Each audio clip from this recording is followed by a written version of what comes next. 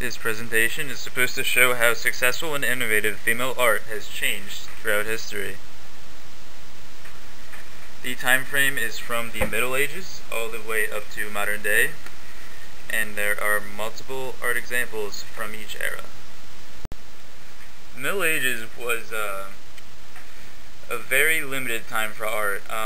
Very few artists, especially women artists, were able to pursue an artistic career, and most of the work was non-secular. Coincidentally, both of our examples here are nuns. The Hortus Deliciarum was created by Herod of Landsberg, the nun, in the 12th century, and it was a portfolio containing many things, including biblical depictions and a recording of everybody in her convent, and even some early biology was recorded in this truly amazing piece.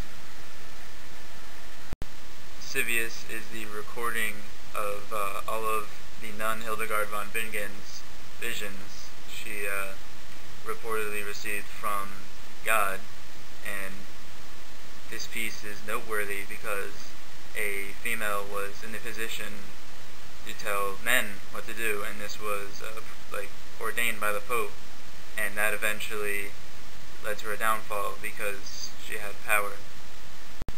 Even though with the transition into the Renaissance era from the Middle Ages came a lot of freedom and of more change to a more refined society,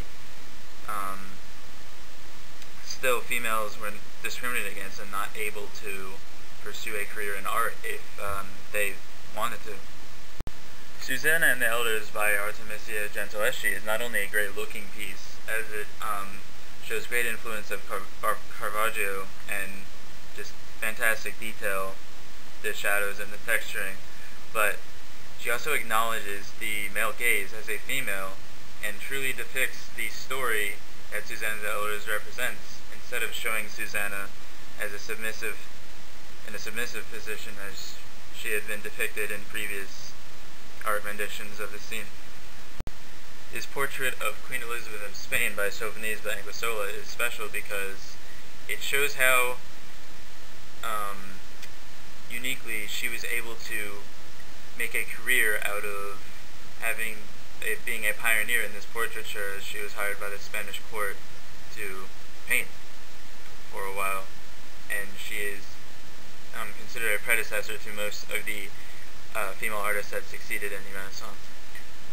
Although there are many changes in society from the 18th to the 19th century, such as the formation of new countries, many wars in the industrial area, none of these changes still gave women the freedom to pursue an artistic career.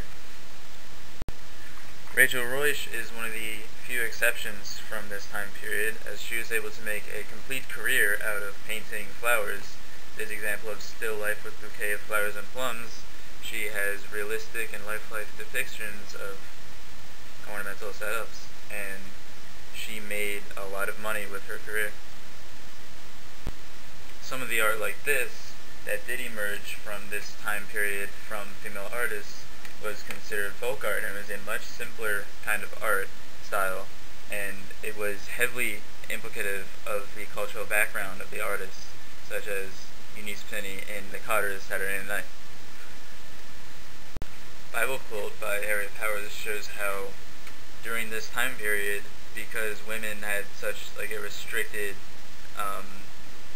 lifestyle, they didn't have much time to learn how to paint. They yielded art through their own fields of craft, such as embroideries and quilts. After the turn of the 20th century and the Impressionist movement had happened, what art was defined as became a much broader definition as a whole, as many things were introduced to the art world at this point in time. This obviously affected both male and female artists of the time.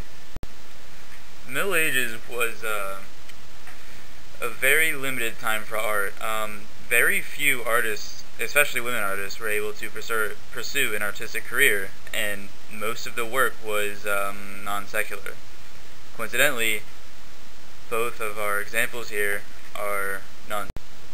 Eva Hess had a regrettably short career in which she was able to uniquely use materials never seen before in art, such as glass, fiberglass, and plastic, as shown here in her minimalist sculpture Ascension 2, to convey different emotions in different ways.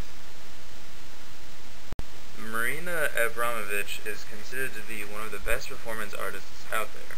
She has been working in the performance art field for about 40 years now, and in her performances she pushes herself and others physically, mentally, and emotionally. Shirin Neshat is an Iranian-American artist who directs movies such as Turbulent, and in these movies she tries to convey the message of experiencing discrimination as a female in modern society. The late Louise Bourgeois was a pretty unique expressionist artist who tried to convey her personal demons, as she called them, through the use of pretty interesting looking designs as shown here in Maman, which was her last work and was based on her childhood, mostly her mother. Cosplay in the 21st century is something dominated primarily by women, as represented here by Francesca Dani, one of the leading cosplay figures in the scene. This quirky and kind of nerdy art style is performance art that also accepts the male gaze.